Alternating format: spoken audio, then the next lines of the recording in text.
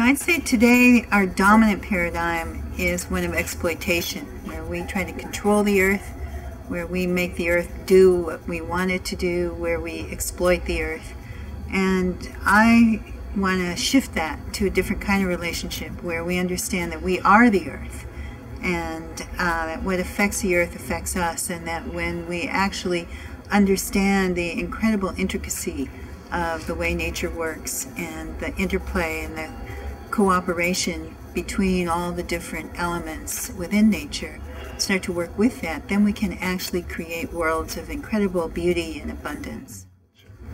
Permaculture is a system of ecological design that's about designing the relationships between things, designing systems that can be self-sustaining in the same way nature designs forests and meadows that are self-sustaining. And I think Patrick Whitefield called it the art of creating beneficial relationships. In a sense, permaculture, you could say, is the way that we become indigenous to a place.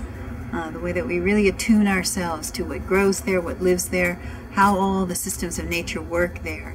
And part of that has to become how we inhabit that place, what shelters we build for ourselves, how we actually live on that land. And that's what I love about natural building. It's a, in some ways it's like a bird building a nest, A bird doesn't import a lot of materials from halfway across the world. The bird looks around and grabs what's there. So natural building is kind of like nest building in that sense. It's about looking around at what's there, at what's indigenous to a place, how we put those materials together, how we create something that is energy efficient, that's healthy, that's not full of toxins, it's not adding a lot of toxins to the environment, it's not full of a lot of extraneous energy in terms of transport and the manufacturing of all the different elements of it. And it's not destroying our forests and destroying our lands. And it's a challenge. It's not always easy. But I think when it works, it creates buildings and habitats of great aesthetic beauty as well.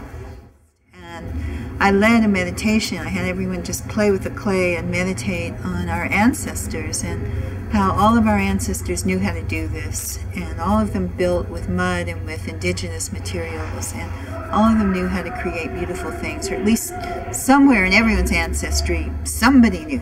Right? And to just call those ancestors in and ask them to help guide our hands.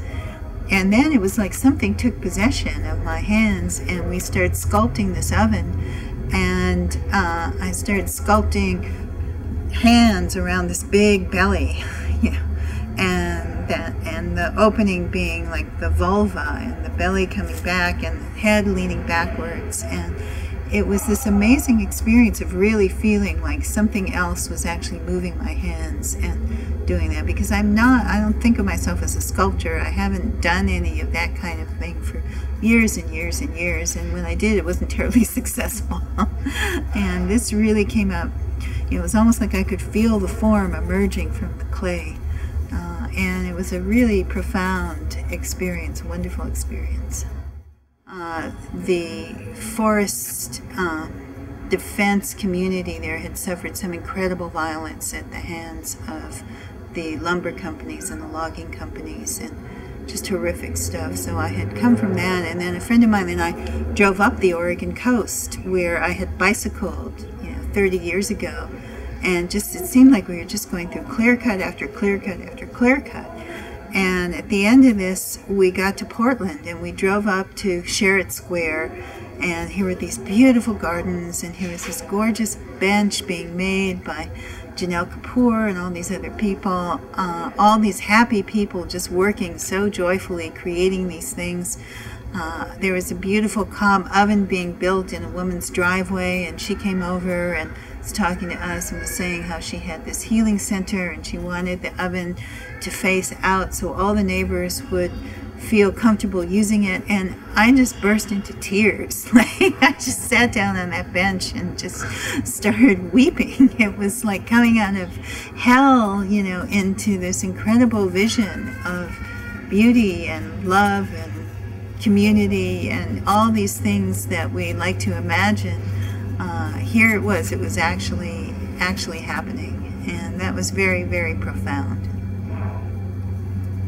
I think the stuff City Repair is doing is so inspiring, and I've taken lots of pictures of it, and I show those pictures all over the place when I'm speaking.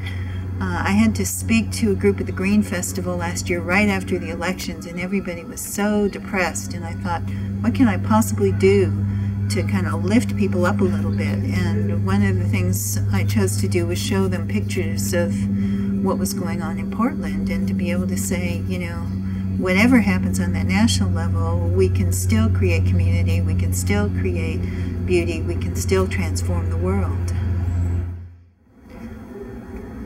I just came back from New Orleans, where we were doing a whole bioremediation project, and over the last few years, one of the things I've worked with is bringing permaculture techniques and ideas into political actions, into convergences, into emergency situations.